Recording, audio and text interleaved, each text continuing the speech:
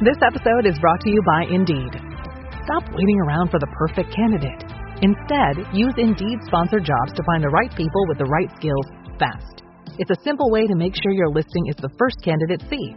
According to Indeed data, sponsored jobs have 4 times more applicants than non-sponsored jobs. So go build your dream team today with Indeed. Get a $75 sponsored job credit at Indeed.com/podcast. Terms and conditions apply. This episode is brought to you by Stouffer's. Here comes 3-time juggling champion Natalia Rogers. She's juggling law school, her TA job. Oh, narrowly catches the laundry. What's that 4th ball? Parents unexpectedly showed up at dinner time? Is that too much for Natalia? Not with Stouffer's Chicken Alfredo and its mouth-watering mix of Asiago, Romano, and Parmesan. When you're juggling 4 things at once and the clock strikes dinner, think Stouffer's. Starting a business can seem like a daunting task, unless you have a partner like Shopify. They have the tools you need to start and grow your business. From designing a website to marketing to selling and beyond, Shopify can help with everything you need. There's a reason millions of companies like Mattel, Heinz, and Allbirds continue to trust and use them. With Shopify on your side, turn your big business idea into... Sign up for your $1 per month trial at shopify.com/special offer. 5, 4, 3, 2, 1, 0.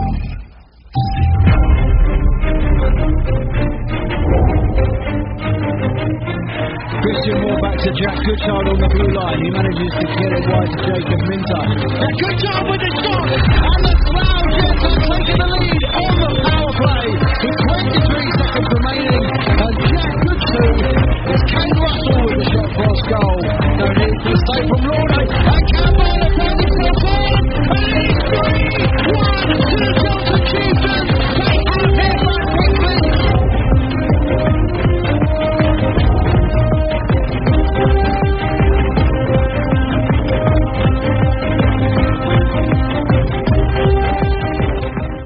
Hello and welcome to Zero Pucks Given, the UK Ice Hockey Podcast, hosted by me, Ben Hyde. And me, Katelin Norpiner. Hey, Katelin. Hello, Ben. It's a pretty big night. It's episode 200. I can't quite believe we've got here. Which, can I say, I haven't planned this, but I'm just going to congratulate you because you've been here for every single episode and you've got this podcast to where it is today. Yes, I am the OG. Yeah, you are. You are the OG. That's what your generation say, isn't it? The OG. Yeah. So we've been joined by a guest for episode 200, which this is coming around really, really quickly. Like in the space of a couple of days, we managed to get this sorted. This man is in so many universes. Everything from Crash Bandicoot to Batman to the Marvel universe to Star Wars to Call of Duty. But one particular universe that makes him a great guest for this podcast is he is in the Mighty Ducks universe. And in a couple of forms as well, which not many of them are. So absolutely delighted to welcome. We know his move. It's triple deke, glove side. Scott Whyte, how you doing, sir? Yeah, I'm doing all right. You mentioned the triple deke. I just get so sad all the time. I've had to live with that for 30 years plus. How you doing? Congratulations, you guys, on the 200th episode. That's amazing. I told you, you reached out to my agents, and I said, no, not until they've done 200. So here we are. But no, I do want to thank you because I know that you've been reaching out, and my schedule's been a little bit crazy. There's a lot going on that I can't wait to kind of share with everyone. Unfortunately, with NDAs and things, I'm not allowed to talk about certain things, but this year's going to be, I think it's going to be pretty wild with some big announcements coming up over the next few months even. So by summertime, it's going to be some awesome stuff to talk about. But here, I'm so excited to chat about the Mighty Ducks stuff. This is like, I mean, it's what started my career, and I'm just so happy to be here chatting with you both about this all. Brilliant. So, and obviously outside of all the Mighty Ducks stuff, because you're an avid member of that community, because everything that comes up online, the fans are so fanatic about it. You are more than happy to share everything that people have, because you similar to Matt Dougherty when he was on, you really understand what it meant to people, particularly like my age. Yeah, well, I got to say, it's just amazing how, I mean, for me, I'm doing it more for me. I'm very selfish, but I'm very much like, I'm revisiting my childhood and stuff. And it all started with, I brought this along because I thought you might want to just see it. Wow. But the original jersey from the movie. Oh my God. And it had, I will say, it sat for a number of years, and it was collecting some dirt and probably mold and whatever else was going on. And so I just decided one day, I got to get that dry cleaned. It deserves one cleaning after 35 years or so. And then I just posted that picture online, and so many people started writing, and it kind of just led to this. Like, it just gave me this idea of like, wow, I have all this stuff. I need to just start sharing this. I'll give the credit to my mom. She, as we were filming the movie, she was collecting any snippets of PR, they would give us jerseys if we did events or the jackets, crew jackets and things. And she kept everything. She was very meticulous, very organized. There's these 2 big binders I've yet to get into, which probably has call sheets, contracts, PR and press releases, so much stuff that I haven't even opened these 2 massive books yet. But so right now I'm just grabbing props and things that, we borrowed from the set, that some of us was given stuff. There might have been a few like, oh, that fits in my pocket moments. But it is hard to, walk off set with a pair of ice skates in your pocket. But it's been great. Just to wrap up that thought, it's great because for me, it's revisiting some of the best memories of my life. I started acting at 10 years old, and we can get into this more, but I started acting at 10, started playing hockey at 10, and when I saw Mighty Ducks in theaters, I just thought, wow, that would be like the ultimate dream job, to be an actor and a hockey player. And 2 weeks later, I was auditioning for Mighty Ducks 2.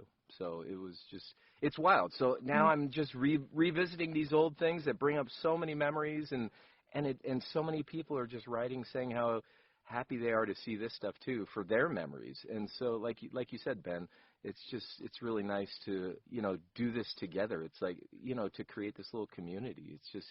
I'm just excited seeing this stuff as people are to see this stuff. It's great, man. Yeah. Awesome. Yeah.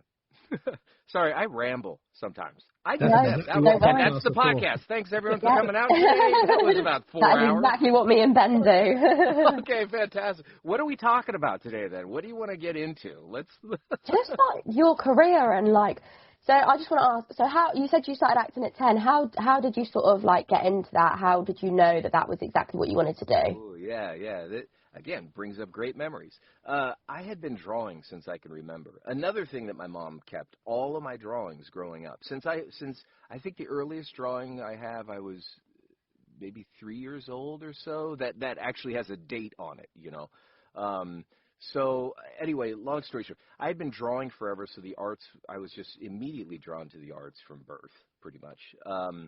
That got me into watching, I was also into horror films. I got into horror films very young. I was probably 6 or 7. I don't know what the first horror film I watched, but I think actually, you know what, I will tell you, it was Jaws was probably the first film that I saw. And then that scared me half to death, and I thought Jaws was like living under my bed. I mean, I had a wild imagination. I saw E.T. and I was crying, and my mom had to take me out of the theaters because that was just so traumatic and scary for me. But I was drawn to aliens and monsters and creatures and things that really scared me. But I think my way of dealing with that or trying to work through that fear was to try to understand oh, it's a movie. Oh, okay, that's a robot. Oh, that's a guy in a costume. Oh, that blood's not real. That's not really a severed head. Which then, and this will all connect, I promise. I'm taking you on a little road trip here. So through that, I started thinking, well, maybe I want to get into special effects in horror films. And at that time, I had subscriptions to magazines. I was 9 years old, I would say, with subscriptions to Fangoria magazine, these horror film magazines. I was a big horror film freak, still am. And so I went to this Weekend of Horrors convention. Before conventions became such a huge thing, they had these monster horror film conventions where maybe 100 people would show up, 150 if it was a crazy event at this local hotel, by the airport. And so I went to this Weekend of Horrors convention where I met a screenwriter who I also got to meet Tom Savini and these great special. I got to meet Robert Englund, Freddy Krueger. I got to put on one of the gloves from one of the real movies, and I was like, oh my gosh, this is so cool, but I met a screenwriter who said, hey, I told him I want to get into special effects in movies, and I know you're part of that. How do I do that? And he said, well, you should also get into acting too. And I had always wanted to also act. I wanted to be Indiana Jones when I grew up, but but I realized that really wasn't what an archaeologist does. So I was like, yeah, acting, but I'm here for the special effects. And he kept saying, well, acting, I think would be a way that you could get involved, and then you could be on sets and meet people and stuff. There's an acting school out by, in L.A. where all the young actors live. And in that discussion, becoming friends with this guy, I really it opened my eyes to like, yeah, acting. Like, maybe I don't want to do special effects. I just want to be an actor. And that's really what solidified my love for acting, because he sort of made it sound achievable, that I could have a career in this. So, long story, way too long. No. I begged. Thanks. I begged my folks. This is gonna be like an 8-hour podcast. No. But I begged my folks to get me into this acting class, which was like an hour and a half drive or an hour away from our house at the time. So it was a big commitment for a 9-year-old to beg their parents and the money, and but taking a day out of the week to take these classes and that drive. And so it took about a year. I was about 10 years old then. My mom and dad then agreed, like, okay, just be quiet, stop annoying us. We'll take you to these acting classes. And that's really where I just really flourished and fell in love with acting and, like, really honed in on my creativity and everything. That then took my art to another level. At the same time, I was also very much into many things, but like ice hockey. Wayne Gretzky was coming down to L.A. Around that time period, which was a huge thing for L.A. Like, ice hockey in L.A. became a thing when he came down. Rollerblades also came out around that same time. So I was like the first kid in my neighborhood with rollerblades, and people would be like, what are those roller skates? And I'm like, they're rollerblades. Yeah, I thought I was the coolest kid, but I was really just the nerdiest kid looking back. But yeah, and then so that's really taking the acting classes in hockey. That was like just, I was, Wednesday nights were my acting classes, Saturday mornings were my hockey, tournaments and games and stuff. I was in heaven. And so, yeah, and then I rode that until I was about, like I said, around 13 or 14, I want to say. The Mighty Ducks, came out in theaters. And I just remember sitting at this AMC Theaters here, local here where I live, and just, like, my jaw was on the floor, like, oh, my gosh, kids, hockey, fun, action, acting and hockey. There's no way they're reading my mind. I'm just too young, This would be like the ultimate job. And, yeah, and not joking, 2 weeks later, I got a call from my agent saying, hey, you're auditioning for Portman. You're auditioning for Mighty Ducks 2. You're going to audition for this character, Portman. He's one of, like, the big tough guys. And I'm a tall, at the time, being a kid, I grew up, I was tall for my age, which in Hollywood at that time, it's like, okay, you're the immediate bad guy. Yeah. So because I was tall, I was, up for the role of Portman. And, of course, Aaron Lohr, the actor who booked Portman eventually, he was big and tall. So, it made sense. He had one over. What's that? He had one over on you then. He did have one. He definitely had one over, and he's very handsome. And like when I met him, I was very intimidated by. And he's just the nicest guy in the world. But yeah, I was very like, I didn't really have the thought. We had these screen tests, so I auditioned, I re-auditioned, and then we had a screen test. And all I remember is there was a stage. We were at Disney Studios. There was some stage where they set up a little, like a corner area where they were going to film this screen test. And it was kind of a dimly lit room. They had set up like a little 2 walls that made it look like a little dorm or something, and they had a bunk bed. And that was kind of the set that we were standing in front of. I don't really remember the audition per se, although I will say in those big books, I'm sure the audition is in there somewhere, which would be cool to pull out. But I auditioned, and it was down to me and Aaron. So I went in, Aaron went in. Maybe I went in again, and Aaron went in again to audition. You kind of go in, get some notes, maybe do the audition again. They'd have you go in the waiting room, and then the other actor would go in, have the same engagement. Then they might bring you back in. I can't remember how many times I went in or not. But did the audition, was driving home, And then we had a pager, because back in the day you get, this pager. And so the beep, beep, beep, looked at the pager. Oh, it's the agents. Let's pull over and put some quarters in the phone and call the agents. And so, yeah, it's all very, 80s, 90s in theory, actually. It's so retro to tell this story. I miss it. I miss it. Oh, man, it was so, you know what, it's great to have a cell phone with you all the time, but there's something very cool about, and very, exciting about, oh, my gosh, a page with a phone number. Let me go put in 35 cents and make this call, And so it was my agents, and they said, oh, we just heard you didn't book the role of Portman, and I was devastated. But they said, hey, there is another role that they just want to offer you. It's for this Icelandic guy, the bad guy, Gunnar Stahl. And I went, okay, great. They're going to send you the sides. You're going to be speaking. You're going to be speaking with an accent. And at that time, I loved accents and imitating characters on cartoons and things. So this was, in hindsight, it just worked out perfectly. Yeah. So again, I'm going to not talk as much. I'll try to compress my stories a bit. Honestly, I'm sat here in awe. I'm really it's so interesting. Okay, great.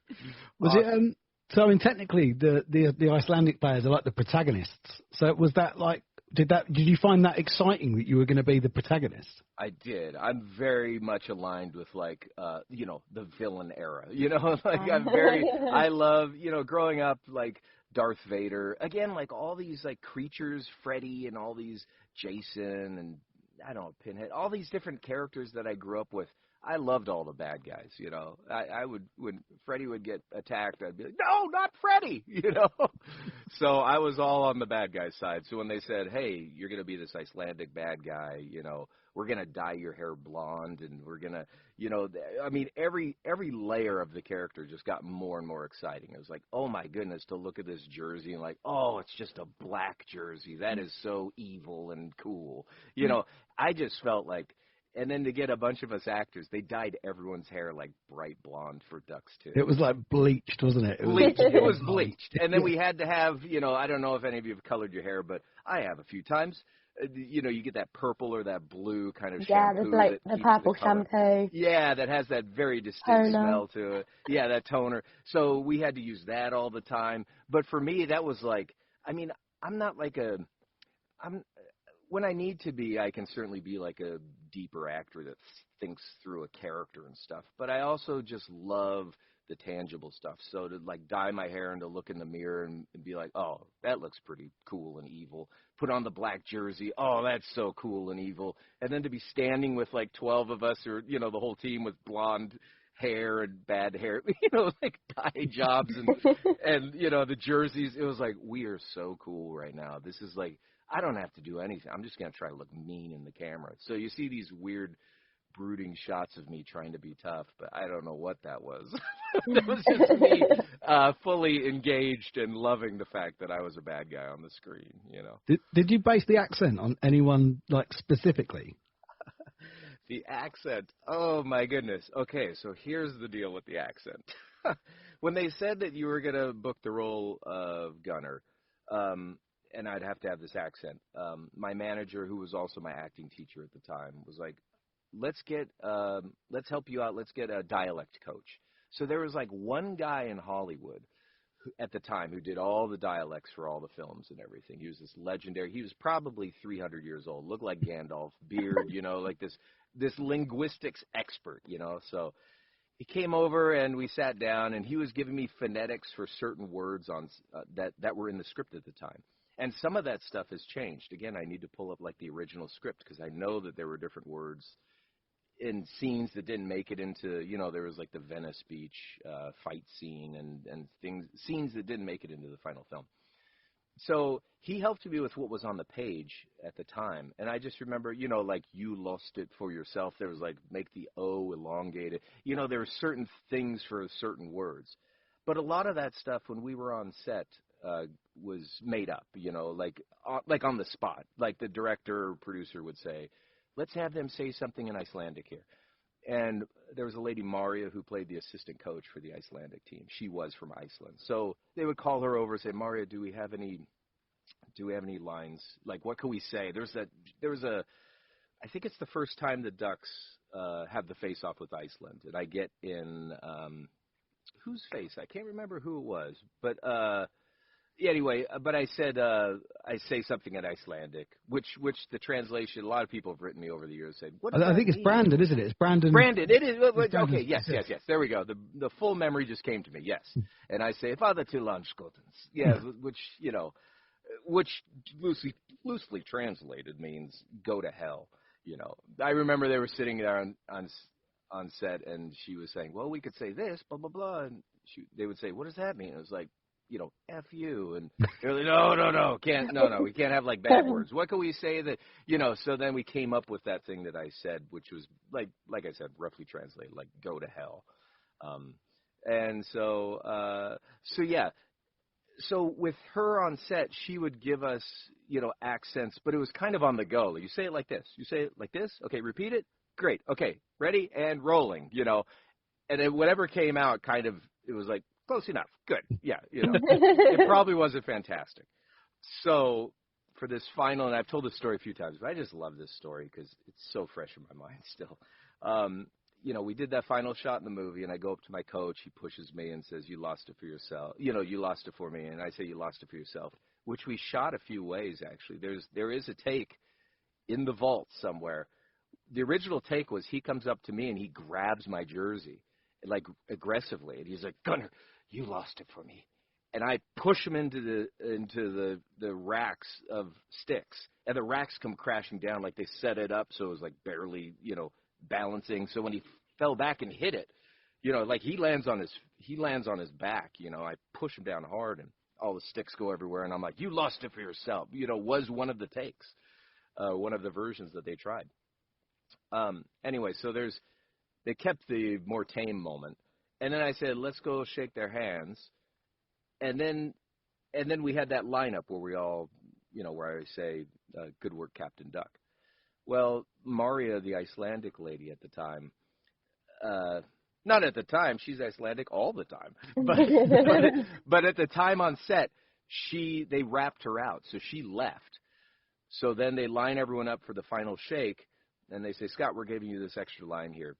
You're going to say to Charlie, 'Good work, Captain Duck.'" And I was like, "Oh, well, where's Maria to help?" And they said, "Well, she's gone, actually." Oh, my goodness. I don't speak Icelandic. I don't know accents. Bad guy, European, what accents do I know as a 13-year-old?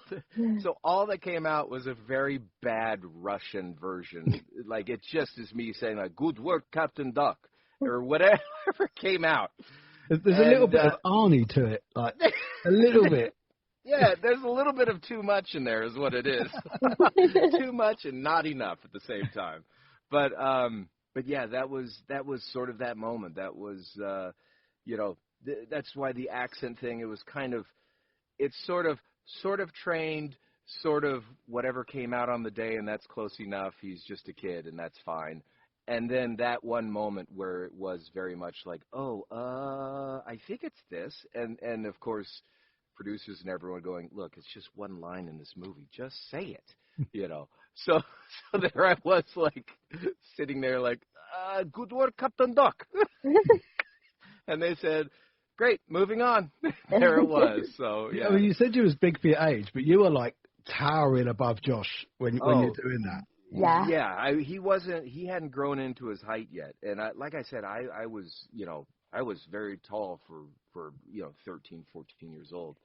And so, yeah, I towered over, and then you put those skates on, and that's adding an extra, 2 or 3 inches or whatever it is. So, I was very, yeah, it really was like kind of looking down, and he's looking up, and that was very true. Yeah. How was it offset with everyone? Was it just like a whole massive, like, friendship group? Because obviously you're all really young. You're all sort of probably your first, like, big jobs. Like, how was it? Yeah. It was interesting. It was kind of, we weren't quite for that film, we were just entering high school, Ducks 2. So it was I will say it was very sort of high schooly. There was sort of little cliques and friendships that, where people sort of went to their little squads that they were friends with. I will, like, everyone did get along. It was like one big family, and I'll give credit to Jordan Kerner, the producer of The Ducks, Steve Brill, who also helped create, who wrote the script, and I think came up with the concept originally. You know, they sort of kept it a big family. After we shot the movies, every few months they would organize like a lunch. We'd all get together for lunch, and you know, so they really maintained, like, it was a great group of young kids who were also quite, you know, wild. Some of the actors were wild, and, you know, like I said, it was like 13, 14-year-olds that were half, you know, free to do whatever, and half, you know, tied down to shoot a film. So, like, in off days, you know, they'd be going to the movies and doing what kids do, and some of them, you know, they would run off from their parents. I heard that there were some actors that got into trouble. I don't know those stories, but, you know, I don't, so I can't speak on that. I've heard rumors, and I don't want to start rumors. I'll have to go back, actually, and listen to the chat I had with Matt, because I do vaguely remember him describing a few incidents. Yeah, I don't know if cops were called or what was going on there, but, you know, there it was. I'm planting a little seed of, you know, maybe. But yeah, no, it was great. And Emilio, you know, like in Ducks 1 that I'm sure Matt talked about, you know, Emilio would do these amazing things. He rented a theater. We all got to see Waterworld together in theaters, which is a fun, like, I think he rented the whole room, so it was just like cast and crew, and it was like opening day for that movie. There were some concerts that the actors got to go to. I sort of, like, I was playing guitar at the time. I love playing guitar and music, been in bands and stuff. And but I never got to go to any. I wasn't really too curious about concerts. I was like, oh, they're loud. There's too many people. They're scary. You know? So I just sort of, like, when it came to me and that whole dynamic, I loved all those actors. They were all great. I felt like I was a bit of an outcast, and that was totally okay. That was, in fact, half of that was my own, like, antisocial weirdness. You know, I was just kind of a nerdy kid who was like, oh my gosh, I'm playing hockey and doing movies. That's great. And then it was like, do you guys want to go out tonight to an event? No, I'm in my zone. I'm happy. I'm just happy to be here. Yeah, exactly. So there were events I went to, of course, and they had, like, these social, you know, they'd rent, like, a restaurant, and they would have, like, a little band playing, and we would have dinner and drinks and hang out for the night. Yeah, well, we were underage, but, you know, the adults would, the crew and stuff. So it was a great, just a great family. Yeah, it was really cool. It was great memories. I mean, it was the start of my career. I was doing the most exciting two things I could in my life, acting and hockey. I was around really great people that encouraged us to, you know, be our weird selves. And, yeah, just such great memories. Yeah, getting away from the acting side, like, how did you just get into hockey? Because obviously you were into hockey anyways. How did that sort of come along? Yeah, well, hockey, I feel I got it. So growing up, I played sports like, you know, soccer and I played baseball, basketball, soccer, you know, a bunch of the sports. And some of them were outdoor sports. And I have bad allergies, like exercise-induced asthma is what it's called. So when I would go out and be on fields, I could run for about 2 minutes, and then I'd be completely winded. And at the time, my family, none of us understood, like, is he lazy? Why is he just so winded? You know, like, he's trying to get tagged out, like, 1 minute into the game. So after allergy tests and stuff, we realized, like, oh, I'm allergic to every grass and tree and everything that's out there in the world. So around that same time, I don't know, I can't remember seeing my first hockey game or whatever, but I remember I was obsessed with hockey when I saw it. And I was obsessed with Wayne Gretzky. He was like, you know, and back then he was still up in Canada, but he was just so fast and quick and graceful and just such an amazing player and really just had a style, almost like Kobe Bryant or that kind of, someone who just naturally, you just can't take your eyes off him. I mean, there's a reason why he's the great one.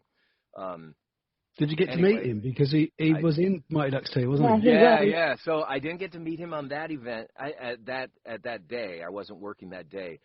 But he came down to L.A., so that was like the big thing. Like I said, all of a sudden L.A. as a whole just became – I was like a year early, and then L.A. as a whole just became an immediate hockey town with the Kings and him coming down. I was in an acting class one night, and my mom came and picked me up early and pulled me out and said, hey, I just heard from someone – Wayne Gretzky's having dinner at this restaurant on the other side of the town in the valley. We're leaving acting class. You're going to go meet him. Okay, go ahead. And I was like, oh my gosh, I had a broken arm. I had a broken wrist at the time, but my cast was going all the way up my arm. So I was 11 years old, I think. We drove across town, went to this restaurant. Sure enough, Wayne Gretzky's there with like 3 people. And, you know, God bless my mom. She was so lovely. She's like, let's go up there and just ask for an autograph. Okay. So in the middle of a restaurant, not the coolest thing, but this was a whole other time period. There weren't cell phones and all this. You know, it was very like, this was like a huge ordeal. It's like, this is like lightning striking to be able to be in a room with him. Went up to the table. My mom sent me, of course, because I'm like a little kid, you know, 11 years old. He's not going to be rude to me, hopefully. But I was like, hi, I'm a big fan. I just got in, I started playing hockey, and will you sign my cast? And, you know, and he said, did you break your arm playing hockey? And I was like, oh, no, I was falling out of a tree pretending I was Indiana Jones. And that's a whole other story. But he was like, oh, man. He's like, hey, keep playing hockey. So nice to meet you. Sign my cast. And, like couldn't have been nicer. And it was only 2 minutes of my time, you know, 2 minutes there, maybe 5. I don't know. But I think it was very quick, you know. But to me, that was like, that solidified. It was like, okay, he signed my cast, the great one. We are officially going to become professional hockey players. That is my life now. So all of a sudden, acting was like, and I was like, I got to get the gear. I got to join a league. At the time, I was just skating. But and I had tried out for a team once, and I just wasn't physically, like, I didn't have the stamina, and I was very insecure on the ice. So I was still getting my bearings with skating, let alone, I mean, it was like I didn't practice with a stick on the ice or anything. So, you know, the tryouts for the team at 9 years old or 10 years old, I didn't have stick control down or anything. So I was just very insecure. I ended up cutting out early, going to the locker room and crying. I mean, I was just like devastated because it's all I wanted to do. But then I got to meet Gretzky, and then it was like, well, the heavens just shined on me. I shook his hand, and therefore I now have the spirit of hockey in me. And so tryouts the next year, had more, you know, by then I had better stick handling, and I mean, I was very good for my age, you know, being a 10-year-old with a lot of leeway. Not like a 10-year-old now. Like 10-year-olds now can do anything. Like I build a rocket in my backyard, you know. 10-year-olds in the 90s was like, I could make origami with a piece of paper, and everyone's like, that's amazing. You're like a genius, you know. So, you know, I crushed the tryouts for the team. I became center of the team. I got on the main team for that ice rink, and I became the center of the team, which, you know, centers, there's a little bit of pressure there, you know. It's like, you better be good. And so I really loved it, and I was just so obsessed that I could tell you stats of all the players, and, you know, I was just in love with that team, with hockey and the Kings specifically. I would go get these allergy shots, speaking of the asthma and the allergy, and one of the Kings, I forget who it was, but he was one of the last players to, like, not wear a helmet when he would play hockey. Gosh, he was amazing. He had long hair. I mean, this guy was known for being kind of the crazy guy on the team, you know. Or maybe I think eventually they had him just wear like his hat, you know, like the top helmet, but nothing else. And it was like, wow, that dude is crazy. He would get his allergy shots at the same place where I would. So sometimes in passing, it's like he just got his allergy shot. He would walk by. He got to know me, and, hey, Scott, hey, man, I'm a big hockey fan, you know. Such a nice guy. Anyway, so, you know, seeing him in passing, I was like, that's it. I'm a professional hockey player. This is like my whole life is, you know. And then, like I said, a few years later, I was still taking acting lessons and stuff, but really then at that point, like I started believing, like, well, man, I'm good at hockey, and I'm just loving it. So our team is now like number 1 in the league. You know, and I was scoring goals in each game. I was like, this is like, I'm like the next Gretzky. Again, 10 years old. Give me a little bit of leeway. You know, kids can barely stand on the ice, and I'm like, I made a goal. I should have just stayed going, you know, stick side, actually. Now that I think about it, but no, it's no big deal. I'm not bitter. But yeah, so then, the movie came along, and there it was. So that was like, you know, the detail of everything. Yeah. I figure I give you guys the full stories, you know. Oh, the full story. Well, this is what podcasts are for. This is just talking. Yeah. Yeah, I've told these stories like the shorthand versions, but I feel that this is, it's neat because I feel, being on a hockey specific podcast, it's very cool to be able to just gush how much I loved being part of these films. Yeah, well, I mean, from my point of view as a hockey fan, these films are the reason I got into hockey. Really? Okay, yeah. So tell me your story. I know, but you probably talked about it on the podcast before, but give me the rundown of you there, Ben. Yeah, well, I was 9, I think, when the original Mighty Ducks came out. Okay. So I saw that and I was like, oh my God, that's amazing. I need to play hockey. Unfortunately, in the UK, it's not as readily available as it was then. I was probably an hour and 20 minutes from my closest rink. Okay. Wow. Yeah. Which I know in America you go an hour and 20 minutes, you're still in the same part of town. In the UK you go an hour and 20 minutes, the accents change twice and the bread roll's got a different name. Yeah, speaking of accents, yeah, totally. Wow, that's amazing. Wow.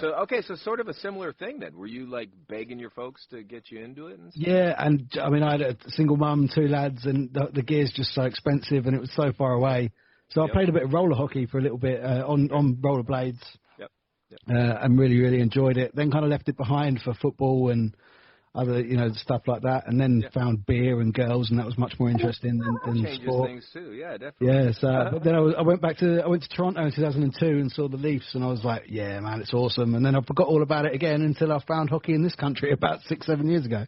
That's amazing. Are you playing, or are you just kind of just spectating? Yeah, I'd love to be able to play, but I've got no cruciate ligaments in my right knee, so I can't stop. That'll do it. Yeah. And at the moment, I've got a torn ligament in my left shoulder, so I wouldn't be able to do anything with the stick. Oh my gosh, look at you! Well, that's what happens with the bars and the drinking and the It is when you get old, Scott. It's just when you get old. Or just having kids. Yeah, that's amazing. Oh, that's great. Yeah. Well, hockey was I just last year I hadn't been to a hockey game in so long, and last year when the LA fires hit. Unfortunately, our producer Jordan Kerner, his house was in the fires, and so much got destroyed, unfortunately. But he wanted to, he just wanted to hang out and see us, in the midst of all that stuff. I got a text message from one of the actresses from the films and said, "Hey, Jordan lost his house. He wants to see us all and just have family together." And so they organized for us to go down to a Ducks game and box seats and got to go down and meet Wild Wing before and all. And oh my goodness, it was like the best day ever. And I fell back in love with hockey. It was really, like you said, Ben, you just see a game, and if the excitement hits you, it's like you either love it or maybe you don't. But for me, it was like being 10 years old again. I was like, oh my gosh, how have I not been to a hockey game in decades? Like, how did I fall out of this passion?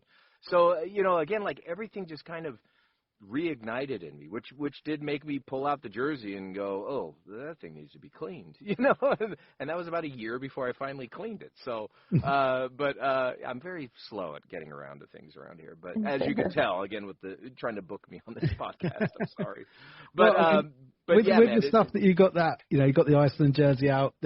From the stuff that I've seen you sharing, you've also got some Eden Hall Warriors merch as well. Yeah, Eden Hall Warriors gear. We'll move on to D3 now, Mighty Ducks 3, which Katelin's not there yet. I'm not there yet. That's okay, Katelin. Arguably, it's like, people could say that it's the worst of the 3 movies. Some people say it's the most like realistic and most kind of like gritty version. So, you're in for a treat. It's kind of each movie kind of definitely had its own feel. I feel the first film was really fun and exciting and pulled kids in immediately, like younger kids. Ducks 2 was kind of like a nice spin off of that, of like, wow, it's them versus the world, and this is like they were a little bit older, so like older kids were getting into it, kids that had seen the first, like me, that were friends. And now like Ducks 3, it's kind of like this whole new universe, or sort of like it's like the multiverse when it comes to, it like is, hockey. I don't know. Because although you appear in it, obviously you're not Gunnar Stahl in it. Yeah, that's true. That's even more of the multiverse theory. Yeah, how I just showed up as an American. Again, that's sort of, I relate that back to Jordan and keeping everyone a family and going to these lunches. You know, after we shot the film, everyone just stayed a family. And one day, the script just showed up at my door. No like warning. There was just a package that said Scott. I opened it up, and there was a script for Ducks 3. I read the whole thing. The character's name was Scott, and I had the audacity to call the producer, and because there's another character, I'm like, well, maybe I'm the lead of this team, you know, the varsity team. Maybe I'll be Rick, So I called, and I was like, hey, I got the script. This is amazing. He's like, welcome to Ducks 3. I'm like, who am I going to play? And he's like, you're playing Scott. We wrote that character for you. And I was like, oh, so I'm not going to be Rick? I'm going to be Scott. Yes, we wrote that for you. So, that was a complete surprise, But again, it was just, I think in theory, it was just like, hey, we already have the family. Let's just bring Scott back. He was part of the family. Mm-hmm. And so I forever thank Jordan for that, and Steve and that whole team just for being so kind and keeping me, in a world where you could just get used and abused and thrown away in Hollywood. It's great that he really did. I just say it was a family because we all got along. It was great to just see each other every few months. It was kind of like, it became like summer break all over again. It's like, oh, we're going to go to lunch and hang out with everyone, and everyone would show up, It was very, very, it was a great experience. So, yeah. And is Scooter then, is it like a nickname term for Scott? Because that's a yeah. It is. Yeah, a nickname for Scott. So my character's name was Scott Holland. Holland, I think it was. Yeah, and Scooter. Yeah, so they just called me Scooter the goalie. I had a few friends growing up that called me Scooter. I don't think that was like. I don't think I was named Scooter and they said let's call him Scooter in the movie. I think that was just added. But that's very much, if you're Scott, Scooter is kind of like the easy go-to nickname. Yeah. So, yeah. And there's a really, really cool dynamic in this because you've gone from the end of Mighty Ducks 2, where Julie the Cat Gaffney ruins your dreams, to playing Scooter Holland, and all of a sudden she's like your love interest. Again, the multiverse is a weird place, man. I'm now in love with the girl that caught the puck for when I was the character in the other movie. I mean, it was just, there was a lot of weirdness going on. Like, what is this? But, yeah. And also being at the age, I will admit, this is the first podcast, I wasn't really into, like, I was like a late bloomer when it came to dating and all this stuff. So, like, oh, in the script, you're going to kiss her. I was like, oh, my gosh, what? I have to kiss a girl on a movie? This is awkward, Like, I didn't have much experience at that time, kissing anyone. So, so that was, yeah. So I think it was like a kiss on the cheek, like an awkward kiss on the cheek, and that was very real for me. But yeah, funny how it all works sometimes in life. You do the glove side, and then the next thing you know, you're in love with the person that completely ruins your crushed your goals. I don't know, love is a weird thing. Yeah, and then we keep saying, like, with the way the multiverse works, it was almost like a protagonist story that comes round full circle with Scooter, because it's the varsity team with the protagonist, but then you end up really liking him at the end of the film. Yeah, it sort of like how the Gunnar Stahl arc went. It was like, oh, he's the bad guy, but he's the guy that is the good bad guy, and then here I am again, the good bad guy. It was, but it definitely, and Ben, you'll know, Katelin, you'll eventually figure it out. I'll get that. But it definitely that movie had a different vibe entirely, and everyone's a little bit older. There was definitely some more heavy, serious scenes, and it was shot a little bit grittier. I'm thinking of like the scrimmage game between the varsity and the Ducks, that early morning game or whenever that was. Yeah, it was like dark. Yeah, it was super dark. And on set, they in the dark. It was that first establishing shot where you see just how dark and smoky the ice is. They filled that whole room. So, Katelin, we have this. There's a scrimmage. So again, the Ducks go to Eden Hall, which is a prep school. They've now conquered the world, but they've been accepted into, because of them conquering the world. They all got accepted into Eden Hall, this prep school. Yeah. Prestigious school, and they become the hockey team, the JV junior varsity team. Varsity team, what I'm part of is like, we're like the badasses established. We hate them because they're like these newbies that just stepped right in and they're famous, and we're focused on hockey. Anyway, we have kind of a showdown, like meet us at noon, meet us at 6 a.m. at the ice rink. So it's like completely dark. There's like no lights on. I don't know how, but they fill the whole stage, the whole ice rink, they filled with smoke to give it this early, and it looks so cool. We're skating through smoke and, doing our warm-ups before the game, but when they first smoked the whole room, it was like so smoky. You couldn't see it. It was just fog. And so we just had to sit there and just wait for the air to kind of clear out. And there's a very, if you've been to like a Halloween party or something, the smell of those smoke machines. Yeah. It's very specific. And that, shooting that scene, that smell like burned into my brain. So whenever I'm on set now or Halloween or something and I smell that smell, it immediately takes me back to that shooting that shot and standing there like waiting for like, just hold on. Wait for the smoke. We're just like, where is anybody? It was fun, yeah, great memories. Yeah. Did you get to do much goalie stuff as Scooter? Because you hadn't been a player. Had you never done goalie stuff before? I had never done goalie stuff before, and it became my favorite position to play. I mean, I fell in love with being a goalie. A lot less skating for a lazy guy like me. No, I just liked kind of like watching the game and anticipating and all. And then I really feel that I was a better goalie than I was, when I was center. I mean, center, you get older, you realize everyone's just as good as you. Like you're kind of just the average. I'm really good. You're average. But when I was in goalie, man, I was stopping a lot of pucks, like when we would rehearse or scrimmage, or like we had 6 weeks of training camp before we would shoot the movies. So for 6 weeks, each actor had like one person who was either a junior Olympian or some amazing hockey player as like their personal coach. So I had one-on-one with this amazing goalie. I don't remember his name, but he trained me. We were on the ice 4 to 6 hours a day, 5 days a week when we were training. So, I mean, I became a very good goalie, I feel. And, I mean, I just love that. I love that position. I mean, if I could just join a league tomorrow, I think I would probably want to be goalie. I mean, I'd want to experience being a center again and stuff, because, or any position up there, just to see what that's like. But I just remember goalie, I just felt at home, And there was a great story that I've actually never told, where we had MacGyver, the actor who played MacGyver. I think Richard Dean Anderson, is that his name? Yeah, I think, yeah. So he came out to visit us. We were a few weeks into training camp. He showed up because the main coach for the training camp, this guy Jack Whyte, was friends with, Jack Whyte went on. I mean, Jack Whyte was like the Hollywood hockey guy. I mean, he was like a legit hockey player for sure. But he was like, anytime there was hockey in TV or movies or whatever, he was sort of like the advisor. Anyway, he was friends with MacGyver, I'm just going to call him. And he came out, and we decided to have a scrimmage. And so we set the two teams up, and he was on our team? I think he was on, I don't know, but I remember there must have been some bet that like went on between like, oh, our kids are going to, rip your kids a new one, and like, oh, I'll put your money on that.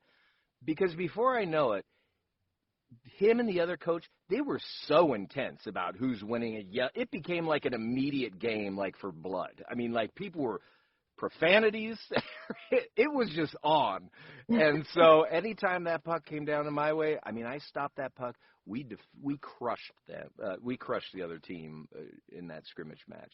And I remember he was so upset. Richard Dean Anderson was so mad because I think like they did not win. But there was high stakes for like a bunch of kid actors trying to just play hockey. We're just still finding our balance, and they're like, get that. It was amazing. So I loved it.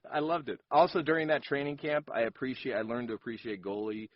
These we had, like I said, we had these junior Olympic hockey, like these amazing players as our trainers.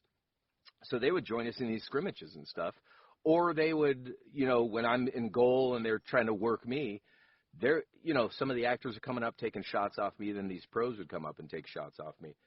And, man, this one kid, I mean, I thought I had zoned in on him, and he was here, and he shot the puck this way. He shot the puck immediately over to my left side to another guy that was another one of these hockey pros who just slap shot out of that puck and nailed, before I could even turn my head to see it, it happened so fast, that puck just hit me on the side of the head.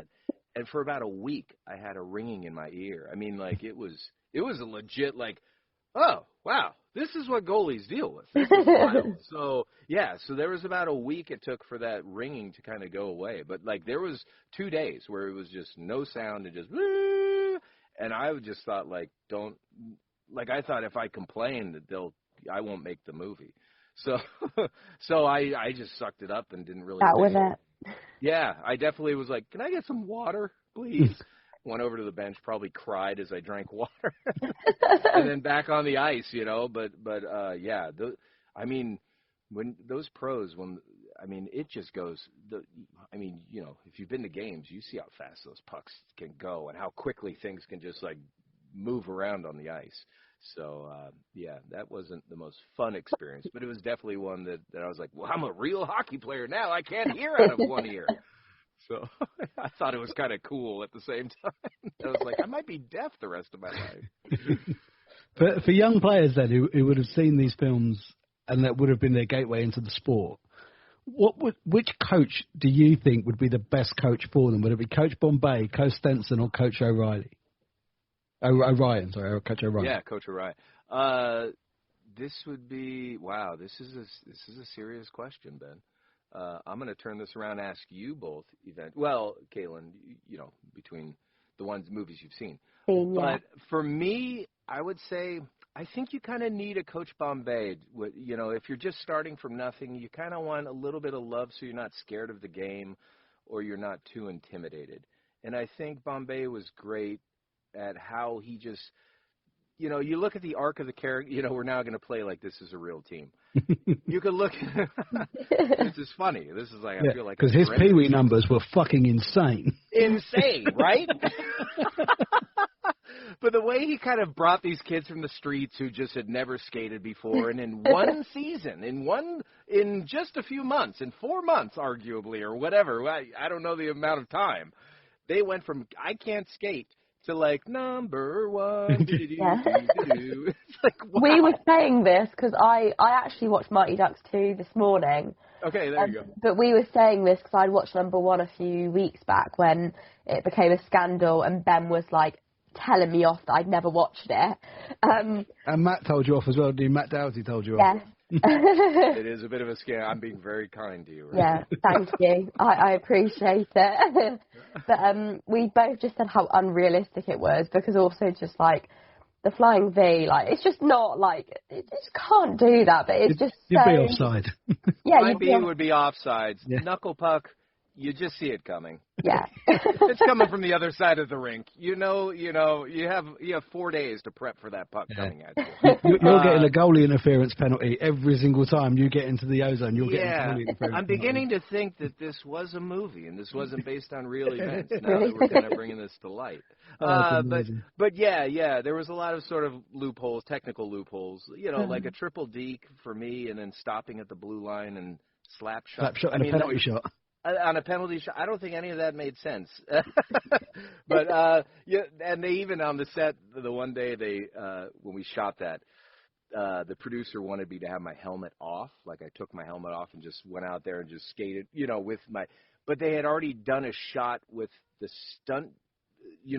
We also each had a stunt double. So, as a kid actor, we could only work so many hours on a set, like 8 hours or so. But the stunt doubles were these junior hockey, these pro kids who were 18 or older. So they could work them 10 or 12 hours. I don't know what the rules are.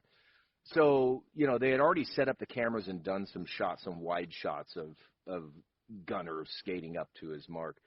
And so the producer was like, I want Scott to have his helmet off. And they said, well, we already shot the stunt double and he had the helmet on. So they were like, well, can we get rid of the visor piece? Like, what can we do? And they ended up just saying, let's just keep it the way it is, So it would have been weird if all of a sudden I'm like, take this, coach. I'm doing this without a helmet. that would have been even worse if I also lost the game. And I lost, like, to do a bold move, like remove your helmet and then lose the game would have been like, Gunnar would have been found hanging in his, like, in the locker room. So, with a note saying you lost it for yourself.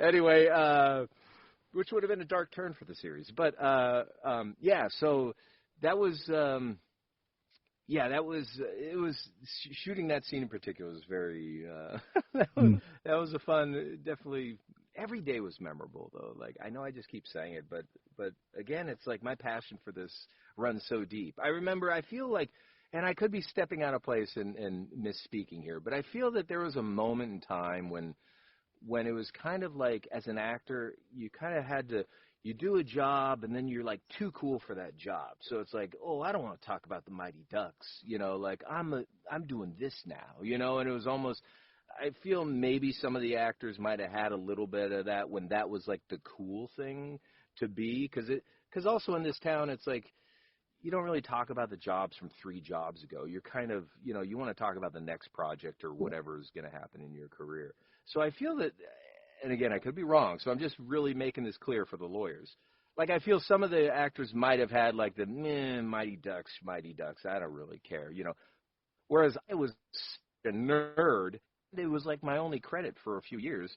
I was just like, yeah, let's talk about Mighty Ducks. Let's talk about this, like, again, like, the nerdiness in me is just oozes Mighty Ducks, So, and all the jobs that I've worked, as little as my characters are, as big as they are, I just think, like, being part of this world, being part of Disney, being part of the Mighty Ducks franchise, I mean, these are huge companies to be associated with, and I don't take that lightly. I'm so grateful, and I'm so everything goes back to being a kid and wanting this career and this job so much. And so there's not a day goes by that I wake up and I'm like, man, I don't care, or man, I don't want to talk about that. It's like, man, this is the pinnacle of my whole career. So of course I'll talk about this till the cows come home. But you said you had stuff that you can't talk about now, and so we've done a little bit of Ducks 3, but I don't want to leave Katelin out of it. And the universe is my dog's just. I'm sorry. So wait, we got to wrap this up because I don't think we went this route. Ben with the coaches and then Katelin with the coaches. Yeah. What I would go Coach O'Ryan. I like the tough love. The stern, tough love. Yeah. For a beginner, really. Look at you. Well, you know what? You can say that tough love can create an amazing team. And I've been married for 20 years nearly. I mean, it applies more than just in sports, too, for sure. I mean, I will say when I got married, I leveled up, too, and that was not necessarily a Coach Bombay, situation. But, Coach Bombay is great when you're 8 or 10 years old, You kind of grow out of Coach Bombay eventually or quickly, and then Orion. Yeah, okay. And Katelin, what? I'm the same as you. I think Coach Bombay, just because, well, I've got a bone to pick with Coach Bombay, actually. I didn't like when he turned up late to a game, and the tutor, Coach McKay, in the end had to coach for the first period. I didn't like that, but I forgive him, and I do like Coach Bombay. I just think at that age, I think that's the sort of coach that like a actual hockey player would need at that age. I'm glad that you pointed that out and that you moved on. You figured out a way to I moved on. put that to bed. Yeah. Definitely, I think, well, good. Then I think the three of us can all agree that Wolf the dentist was probably not the best coach in that regard. No, but he wouldn't have been. I don't know if smacking kids, was a thing in hockey at that era. But he would, if police were like, which one would have, smacked a kid for not making a shot? I think the dentist definitely was probably. Yeah. And he's such a nice guy, Karsten, who plays the Wolf. Was just such a sweet guy. Like, we still talk, and he's just like the nicest, So he was done wrong as an actor too, But he played a great part. A lot of actors get done like that, don't they? It's like when I spoke to you earlier about playing the protagonist and that. Is it kind of like a fear you don't want to get typecast? Because a lot of actors will get typecast in this bad guy role, and then you meet them, and they are just like the loveliest people. Sure, yeah. It's the same as enforcers in hockey. That they're off the ice, they are the nicest guys. Yeah, definitely, 100%. Yeah, I definitely agree that. Yeah, it was. For me, I loved it. I was like, typecast me, because all I want to play is Darth Vader. Like that's like the ultimate goal. So if they just know I'm bad, eventually I'll work my way up to Sith Lord, or whatever. But yeah, no, I didn't really think too far when it came to my career, which probably also hurt me because I didn't do a whole lot of networking and staying in touch with the right people, I guess, arguably, who could have hired me for the next job. I just sort of I was so in the moment loving what I was doing that I didn't really think, I should take that person's phone number or I should stay in touch with them. Things that I now know that help keep my career alive in the voiceover side of things. So yeah, hey, I was 14, what do you expect? You're just a kid. You're just living your life. I was a kid living my life, having the best days of my life. So yeah, I didn't even think past that. I was just like, oh my gosh, I'm back on set again. This is so cool. We had 2 days during Ducks 2, and we'll jump back to Ducks 3. Ducks 2, we had 2 days where we got to play hockey. We were in the Ducks arena, the pond, the Anaheim pond it was called, and we were there before the real team took over. They laid down special ice just for that final that hockey, just for the final game there for the Olympics game, and a thin layer of ice too. They told us don't kick up the ice, don't dig your skates in too hard into the ice because it's a super thin layer. They would come over with buckets of water and fill in holes and things, because they had to quickly get rid of it so they could actually build the real ice for the Anaheim team, who was months away from playing their first game. They were still doing construction on the building as we were shooting.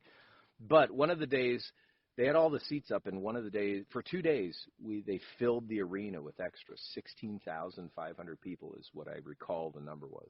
And for 2 days, we scrimmaged and just had an absolute blast. So for 2 days, and I would get out there with the hockey players. I would show up early on those days to set just to join in on the fun and get to play, and because the actors again would show up and then they'd do close-ups and have shots of, but these hockey players, they'd bring them in early before us, and they would just get to scrimmage.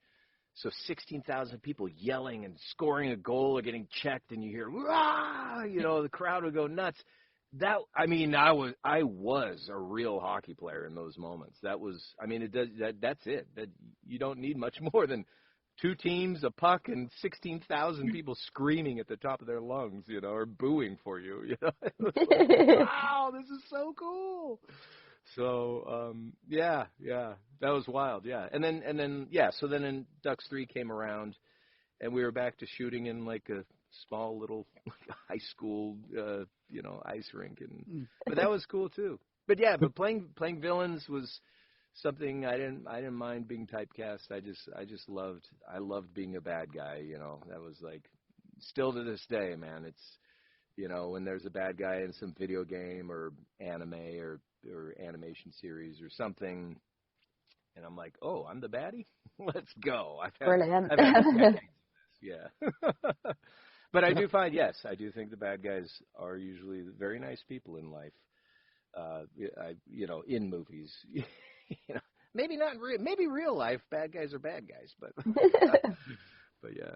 But that's a great segue into your voice work that has kind of become your I would say your calling, since and that, and every time when you're talking and when you're getting excited, I can hear all these little voices that come out of you. There are a lot of voices. Yeah.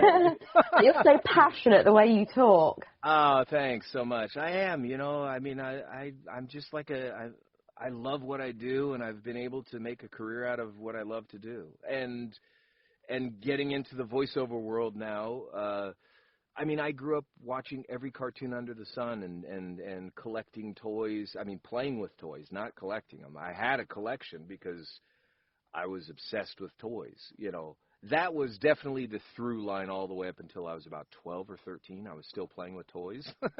Again, working my creativity and everything. Well, no, I'm 40. I've got my Lego in the corner, and I've got my lightsabers on the wall.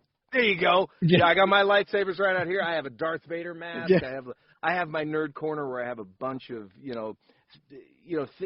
things attached to projects I've worked on, but also just childhood things that we never really grow up.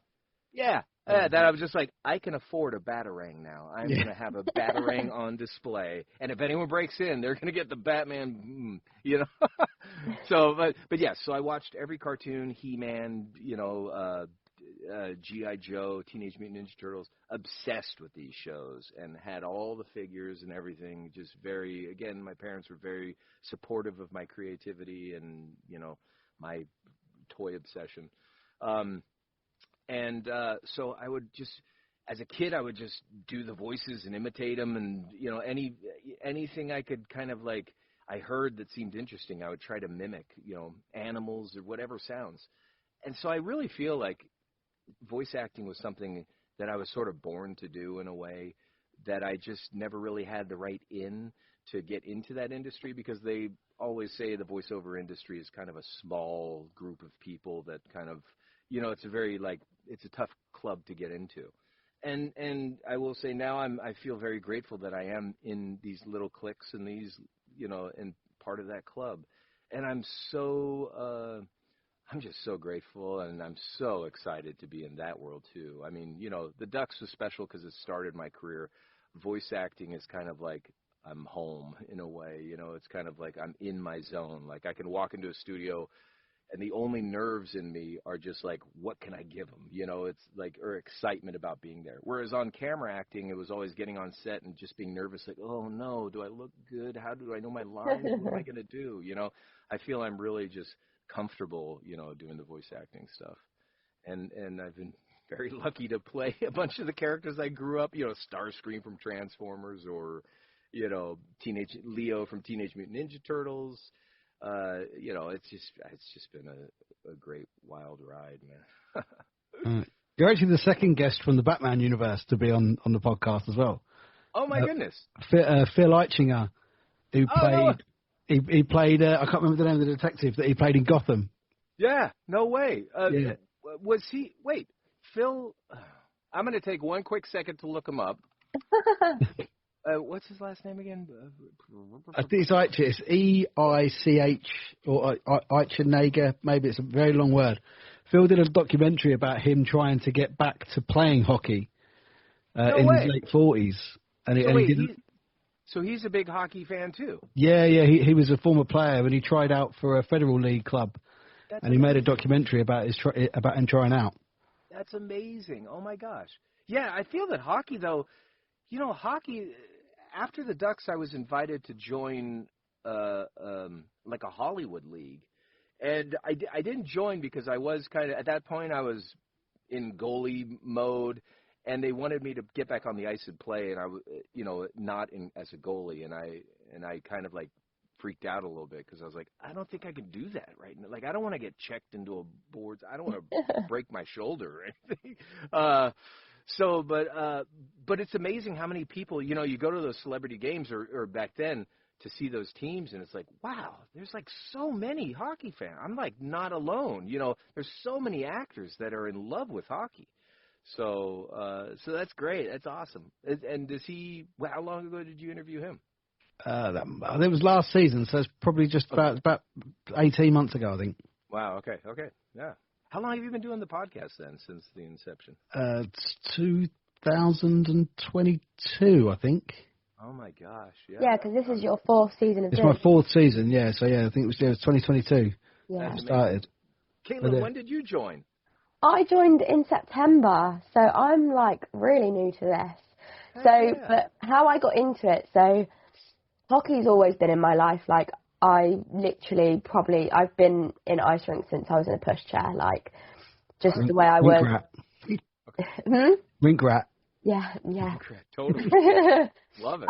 But never played. I can't ice skate, which everyone thinks is crazy because I spend most of my weekends in an ice rink. But, so my mum supported my local team since I can remember. Then I supported, and then I started volunteering for them after COVID hit. And then I started getting into, like, the social media part of it, the writing up part of it, the editing, and last season. And then my team didn't put a team in this year Ben contacted me, and here we are.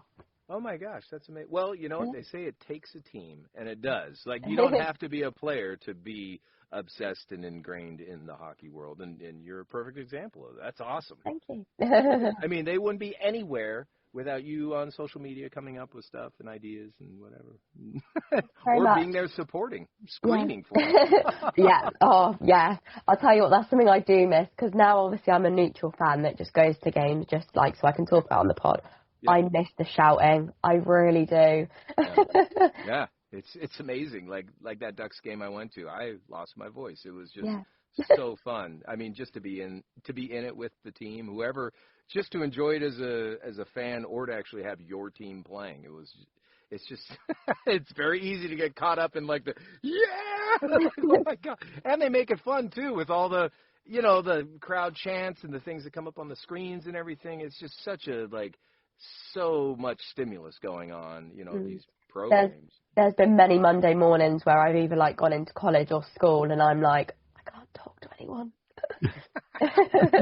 Yeah, you're in. You're a hockey player. Yeah, you're in. That's awesome. That's kind of dangerous for you now, though, isn't it? I suppose if you go to a hockey game on a weekend, you don't really want to lose your voice. It is. I have to be very aware of that. In fact, speaking of the Batman franchise, so I've been able to get to play like baddies.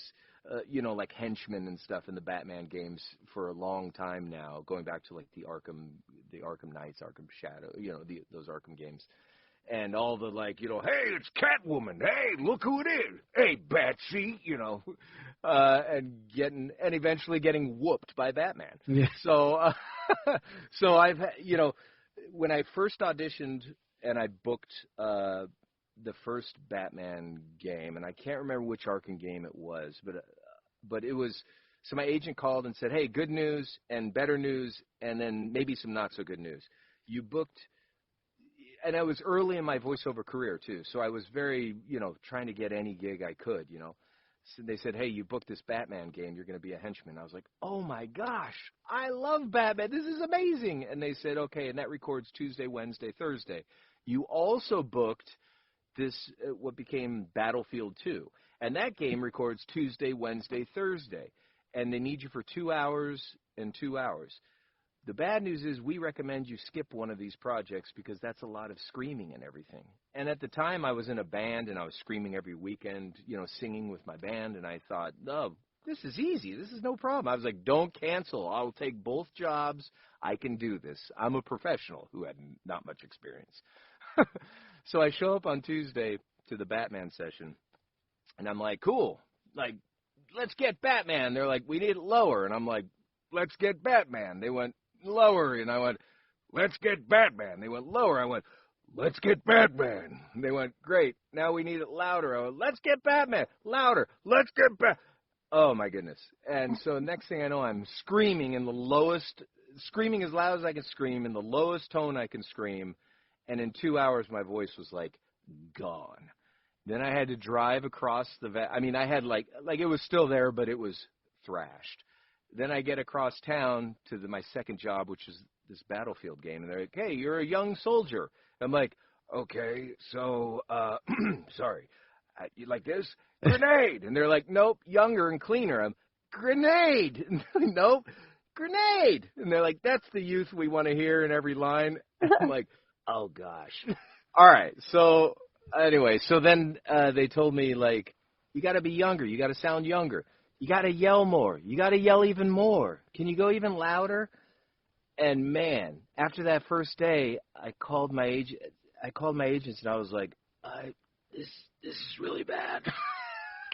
And they said, oh, no. I had a contact for my neighbor was an ENT, an ear, nose, and throat doctor.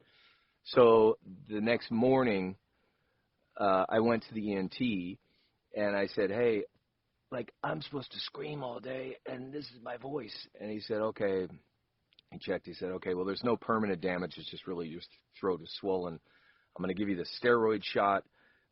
It'll get your voice back, but it's not going to heal your voice. So you'll be even worse off, if you keep pushing it. I'm like, no problem. They gave me the shot. Within 20 minutes, it's my voice was So I went back to the session again. Batman. They're like, we need it lower again. We need it. Can you go louder? Went across town. Hey, we need it younger. Can you go even louder? And so day 2, I'm like, this is not good. Went back and got another steroid shot for day 3. And then, and these are small steroid shots. Like, I've heard stories that Alicia Keys, before every show, she takes either a steroid pill or something like these, so she could. I don't know if that's true or not. I'm spreading rumors again. I have heard the same, and I'm a massive Alicia Keys fan. There you go. Okay, yeah. So it's not like these are deadly levels of steroids, but it's still, you shouldn't be using steroids, kids. Like a Pee-wee PSA. You really shouldn't be using steroids, kids. Anyway, sorry. I digress. So another shot, got both sessions done, and was like, oh, wow, I've never really tasted blood before. At the end of day 3 of that battlefield, they're like, I just remember for that game, they rated your yelling from like 1 to 5. 1 is like raised voice, 2 is like raised voice more, and up to 5, which is screaming bloody murder. And I remember I was like, okay, how many more? They're like, we just have the 5, level 5 left. We got 20 of these lines. I'm like, oh, I don't know if I could. They're like, come on, Scott, you can do it. And I was like, okay. And so I screamed those last 20 lines, and I was like, oh, that's a weird taste in my mouth. It wasn't until I went to the bathroom, I was like, oh, that's red. Anyway, but yeah, so that was one of my first video game, that was pretty close to early on in my career with video games and like my Batman experience, which was great. I mean, I walked away from both those going, hey, no damage, I'm still here, I could still talk, days later. And yeah, like such a great kind of like, again, dream gig. I've just been surrounded by these dream gigs in my career. I'm such a Batman nerd as well. I'm a huge Batman nerd. Yeah, man. Yeah. I mean, it's real. It's so cool. And to be friends with some of these actors who get to voice Batman, Roger Craig Smith is a good friend of mine who did the Batman VR game and stuff. Whenever I'm around and he just kind of talks in a bit of a lower pitch, I'm kind of like, oh my goodness, it's Batman. That is so cool. And there's these fan films online on YouTube, and I'm friends with. They were made by this Bat in the Sun company. They made this famous video of like Batman versus Darth Vader. If you've seen that one, yeah, yeah. So that is my friend Kevin Porter is Batman in those films. He's friends with my wife, and so I got to meet him. And when I first met him, I mean, he's tower. He's like 6'6" or whatever. He's tall and he's big. And so I got to meet him in person. I was like, oh my God. I was like, be cool, Scott. To me, I felt like I was meeting Bruce Wayne Batman. I was like, dude, I know that you're Batman, dude. I mean, he's such a nice guy, man. I'm just like so lucky to be friends with a few Batmans in my life. But what comes from the video game acting, I suppose, then, is a lot of appearances at Comic-Cons across the country. Yeah. You must enjoy those. I love it. I really got into it about 2 years ago.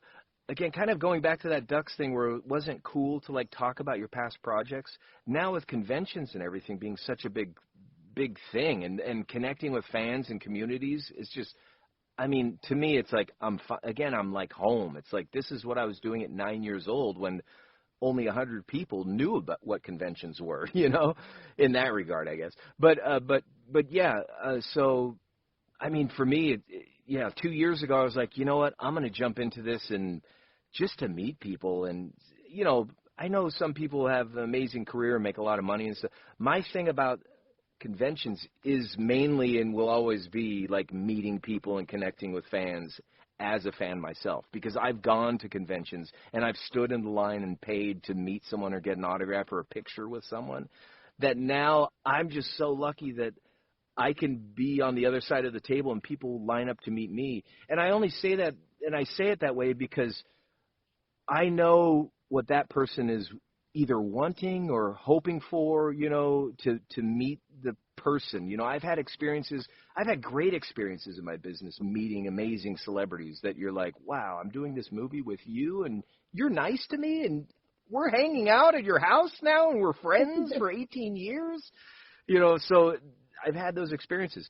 So when I meet people, I always think of like myself in those moments and what I would want. So I always try to like, photos. If the people that rep me, it's weird being at a convention because there's people that like kind of rep you, or like the bean counters that want to, like, well, you need to sell that. You can't just give away an autograph at an event.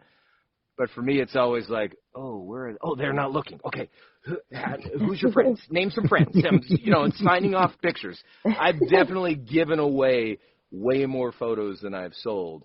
And also, but also I'll just be totally transparent. It's a learning curve doing these conventions and stuff when it comes to the business and marketing and all this stuff. So, the 2 years that I went, I didn't, financial thing wasn't first and foremost. And like I said, I always want to just make sure that meeting people is the thing. So if I sell 5 photos, but I gave away 100, and I had great experiences meeting people, I got to take selfies with people. I even ask people when I meet them, can I take a selfie with you? So for my own records, just because it's like, wow, I can't believe I'm living this moment right now. It's just such a special place. I love conventions. And I think now I'm at going into this year with these new projects I have coming out. One of them that I can talk about is this anime show Beastars, which I'm new to this anime world too, and that whole fandom so far has been like so nice and kind and supportive, and like written me to congratulate me and sharing fandom and learning about the shows that I'm part of. I mean, it's just such a cool community, and I can't wait to get out to meet more people this year and moving forward, and hopefully getting out. I'm already talking with some big people out in the UK that run events, so hopefully maybe this year or next year I'll be making it out your way. Maybe we can all get together and do something in person. Podcast. Let's get on the ice. A live I was going to say, if you come here, about that. I'll need we've got to take you to hockey. If you come here, we've got to take you to hockey. Yes. In. Let's go. 3 tickets. Let's go. Katelin, you are getting on the ice. We're getting you on the ice. We're going to hold your arms. Ben with his bad knee, me with whatever's ailing me on that day, because there's a lot. I might be young, but I've got a bad knee too. 3 bad knees could be the name of our team. This will be our league team name. Yeah, no, honestly, if you're in the UK, absolutely drop us a line, because let us know. why not? I mean, me and my daughter used to go to Comic-Con before COVID, like every single year. We've not been back since, but we'd love to start going again. So yeah, absolutely hook up and we'll take you to hockey. Oh, I'll keep you posted. I would love to meet up with you both. Just grab some food, go see a hockey game would be amazing. That would be it'd be like. And to be fair, to keep it neutral, because Katelin and I kind of live sort of 2.5 hours away from each other, where our local teams are. But in the middle of that is London. Great. And there is a team that plays at the Alexandra Palace, which is like iconic. Oh, gorgeous place. So that's all I want. An iconic hockey game. I'll show up in my private jet, in my private limo at the iconic league, location. Well, we'll put it out now for Lee Mercer, who owns the Haringey Huskies that play at Ali Pally. When Scott's in the UK, us three are coming to Ali Pally. Let's go. I want to learn about the Huskies. I want to go shake all of the Huskies' hands and pet them. I want to pet the hockey players. You're a really big dog fan as well, to be fair, aren't you? I'm a massive dog fan. My dog is with me all the time. He's laying here right now on his back. My dog, Andy, who is a pit bull that we rescued. Quick story about him, but because the hockey fans will really want to hear about my dog. They found his mom pregnant in the streets. We saw a picture of him. He was the runt of the litter. He wasn't expected to live. My wife and I said, if he lives, we want to come meet him. He did. He's the boy who lives, speaking of Harry Potter. And we met him. We fell in love instantly. He ran right into my lap and just stared in my eyes for about 30 seconds straight. I have it on video. And I just said, this is the whole way up there. I'm telling my wife, don't just say we're going to take him. Like, we have to meet him and know if he's the right dog, and don't do that. And in this video, he jumps in my lap, looks right at me. I'm like, okay, it's done. We're taking you home. I mean, like, totally overruled my own rules, but he's really been the best. He's had a lot of a lot of health issues and challenges, but he's just been the best dog, and through it all, he just keeps wagging his tail, and he's really amazing. He's a survivor. He's great. I love him with all my heart. So. Yeah, I'll sometimes do make appearances. Gunnar Stahl, though. Yeah. No, sorry, what'd you say? Mine's on the bed over there. I saw. Is yours a pit also, or she's an American Bulldog? American Bulldog. Oh, I love it. Yeah, bullies are such great dogs, man. But Katelin hasn't got a real dog then, where that's concerned. Well, I've got 4 dogs actually. Okay. Yeah, so I've got 4 dogs. I used to have greyhounds, so my family used to be in like the greyhound racing industry. Oh my God. Yeah. So, really off topic. This is not ice hockey at all. No, but this is great. We're starting the Greyhound podcast. Lots of ice hockey team names though. Pitbulls, Greyhounds. 200 names. Yeah, that's a great name for a team. You got 200 hockey things. This is now the dog podcast. No, so we used to do greyhounds, but unfortunately my greyhounds passed away. But so when my nan's dog passed away, we went and looked at Sprocker Spaniels. My nan got one, and then my mum fell in love with one, so we also took one home. And then when my greyhound died, we then thought, well, we need 2 dogs because we're used to 2 dogs. Yeah. And we had 2 dogs, and it's just, I've got a mix of breeds, but my biggest dog is a Sprocker Spaniel, and they're not exactly big. So, but I have, I've got a whole family tree of dogs. We've got the mum, dad, and daughter of, Oh, wow. From the same breeders or whatever? Wow. No. We, 2 of my dogs, basically. So the second dog, when my greyhound passed away, not the Spaniel. Okay. He's a sheepdog cross Labrador. Don't ask. God. Yeah. Don't ask. Goofy and a lot of energy, or? He's a bear, but about 2 foot tall. I love it. But yeah, love him. And then we saw photos that got sent through family of this really diddy little puppy. And, she's tiny, handbag dog. And then them 2 breeded by accident, not planned, and we kept one of the little dogs. So oh, my gosh. We went from having 1 big greyhound to having 4 dogs. Oh, my gosh, that's amazing. So, Andy's mom, when they got her in and she was pregnant, she was 30 or 35 pounds.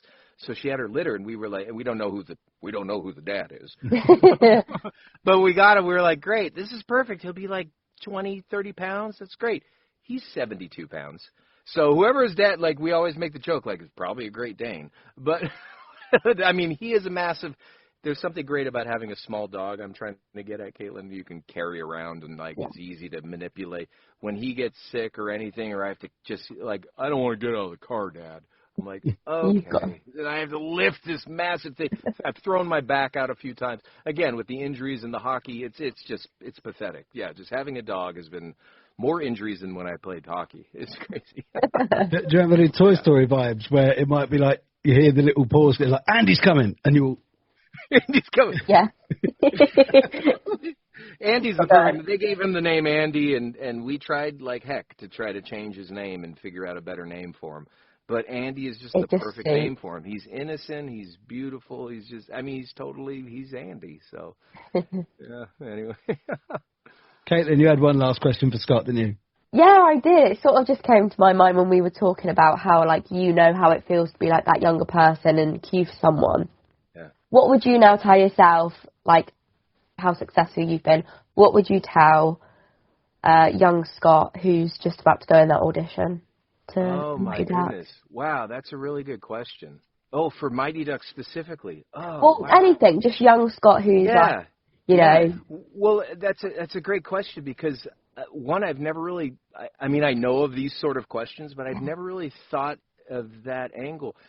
I think looking at my entire career, and it's such a cliche answer, is just relax, everything's going to work out, And I think as you get older, you kind of do have a little more perspective and hindsight and stuff. When you're younger, you want things to happen so bad. Like that, yeah. Yeah, and you just want it tomorrow. And I think, relax, it'll all work out, and enjoy the ride, because there were moments in my career where I wasn't working, and I was very panicked, and still are moments, as, even though I've kind of established myself as a voice actor, there's still slow times, and there's still times when I start thinking to myself, man, it's all been fun, and it's all been a joke. I've tricked them this far, and now they know that I'll never work again, and I didn't have any talent. I mean, like, there's these weird things that I don't think I'll ever be able to shake. However, that kind of comes to this conclusion of, like, in the moments of doubt, in the moments of, feeling less than or insecure, or like, maybe this isn't working out. Maybe I need to have a second option. Maybe, I don't know. In all those moments of doubt, I think that's where it's like, just relax and enjoy the ride. Like, enjoy now, if I do have times off, specifically last year and this year, I've been really focused on, like, just enjoying the days off and, like, kind of getting the career or whatever I'm obsessing about out of my head, and just like, okay, this is like a bad day, in that regard. Like, just let it go. There's far worse things I could stress about, but let's just have a day to myself just to relax, because there's going to be another job tomorrow or something. When it comes to specifically with the Mighty Ducks, I got to say, I don't know if I would sort of stay out of my own way, because at that moment in my career, I was really loving every moment. You start getting older and you have bills to pay, and then you start thinking of, like, I need to make this much money to pay this bill and things like that. And that's when life really starts wearing you down. At that time, I very much didn't care at all about the money. All it was I just want to have fun and be in a movie. If they never paid me, I would totally still do it. So, I would stay out of my own way. At that time, I really feel that I was in the zone of just enjoying and just, like, doing whatever came naturally to me at that time, which, I'm a much better actor. I'm much more skilled. I have much more life knowledge now.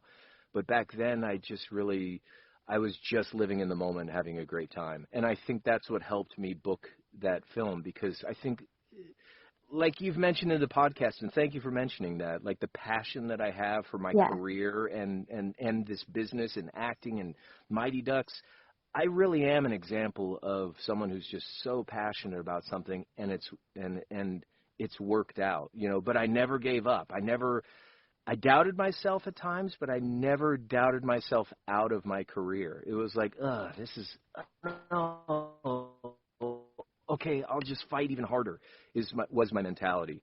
I never gave up. So, So, again, wrapping that up, never give up, enjoy the moment, and relax, because it will all work out. Life kind of will put you where you want to be. So, at least for me, in my creative space, creativity just kind of, this is going to get weird, but creativity just comes from some other power or some other place, and you can't quite control creativity when, like, it flows through you. Sometimes it doesn't flow through you.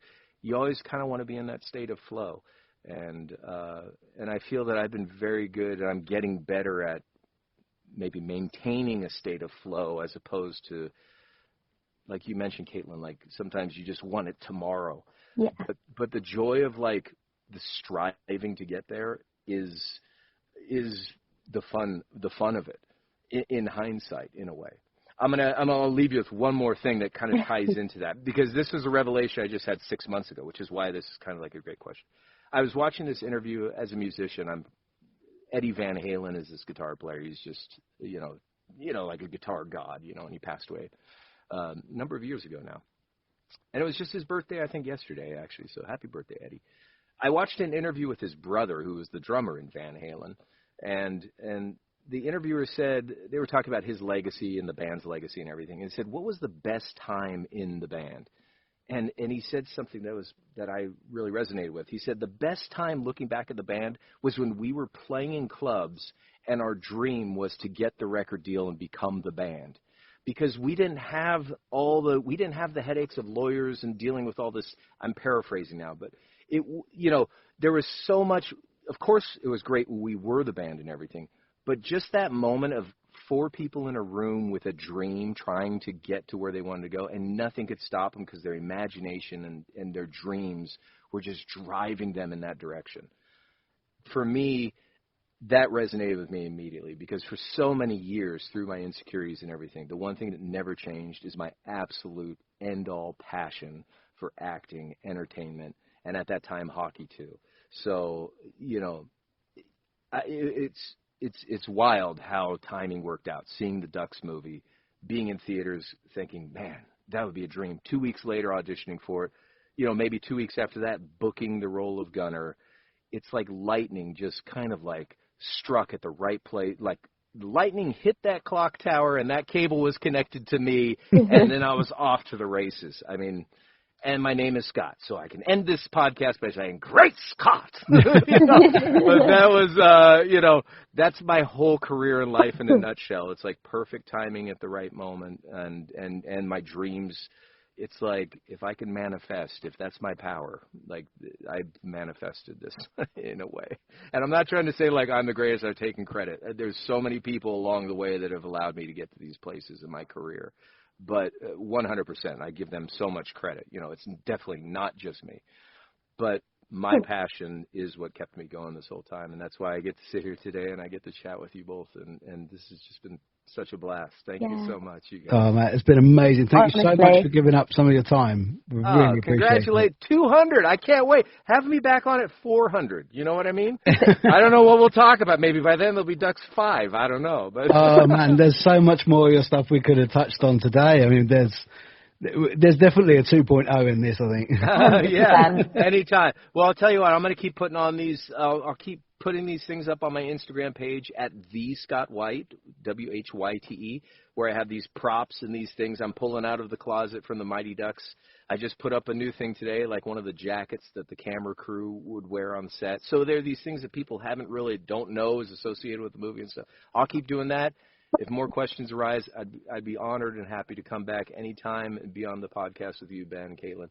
And hopefully, even maybe in person, we could do something together eventually. That would be absolutely awesome. Absolutely. Well, Scott Whyte, thank you so much for your time, sir. Thank you so much. Thank you. This made my day. Thank you guys so much. Have a great day.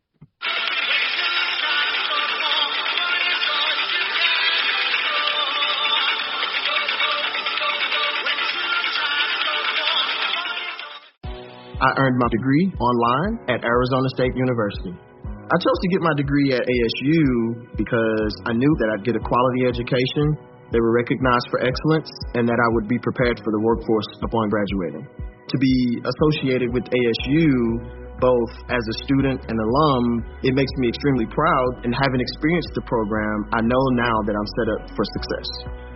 Learn more at asuonline.asu.edu.